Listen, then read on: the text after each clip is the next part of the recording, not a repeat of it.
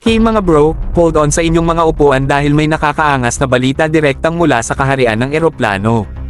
Ang DIL Defense, ang pinakatanyag na tagapagbigay ng mga air-launched guided missile systems, at ang Korea Aerospace Industries, KAI, ang likha at otoridad sa FA-50 at KF-21 series combat aircraft, ay nag-anunsyo ng pagsasama-sama sa pamamagitan ng pagpirma ng Memorandum of Understanding, MOU, na layuning palakasin ang kanilang integrasyon at mga pagsisikap sa marketing.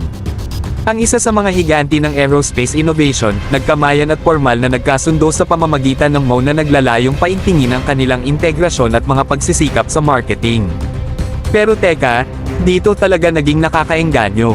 Ang bida ng palabas ay walang iba kundi ang IRIS-T, isang advanced missile system na magdadala sa FA-50, T-50 at KF-21 Block II aircraft sa bagong taas ng performance at precision.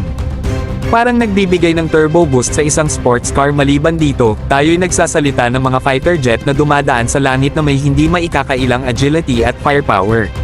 Ang pangunahing layunin ng dynamic na pagsasamahan na ito, i-highlight ang buong potensyal ng IRIS-T missile system, buksan ang isang bagong daigdig ng mga posibilidad para sa aerial combat. Ito'y tungkol sa pagpapalawak ng mga hangganan, pagpapalakas ng mga limitasyon, at pagpapalawig ng ating imahinasyon sa mga bagong horizons.